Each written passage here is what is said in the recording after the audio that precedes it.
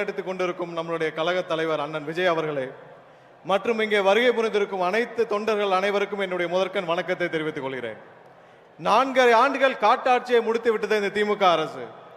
விவசாயிகள் ஆரம்பித்த அரசு ஊழியர்கள் முதல் இன்றைக்கு தூய்மை பணியாளர் வரை அனைவரும் கடுமையாக நேரடியாக பாதிக்கப்பட்டுள்ள இந்த திமுக அரசால், திரு ஸ்டாலின் அவர்கள் தலைமையிலான அரசால் விவசாயிகள் ஒவ்வொரு நொடியும் பாதிக்கப்பட்டார்கள். இன்றைக்கு நேற்று பார்த்திருப்போம் தூய்மை பணியாளர் வரைக்கும் எவ்வளவு பாதிக்கப்பட்டார்கள் என்று. எத்தனை நாட்கள் நாம் இதே மாதிரி புலம்பிக்கிட்டு இருப்போம்? இதற்கெல்லாம் ஒரு விடை வேண்டாமா?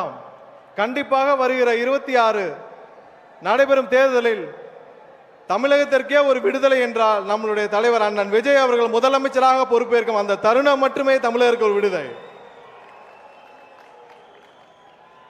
என்கிட்ட சொல்றாங்க ஒரு சில பேர், உங்ககிட்ட சீனியர்ஸ் இல்ல, நீங்க எப்படி ஆட்சி அமைப்பீங்க, அட்மினிஸ்ட்ரேஷன் பண்ணுவீங்கன்னு. யாருங்க சீனியர்?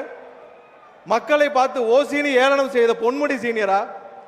1000 ரூபாய் திட்டத்தை கொச்சையாக பேசிய துரைமுருகன் சீனியரா? சென்னை மாநகராட்சியை அட்டூழியம் செய்து அழித்துக் கொண்டிருக்கும் சேகர்பாபு சீனியரா?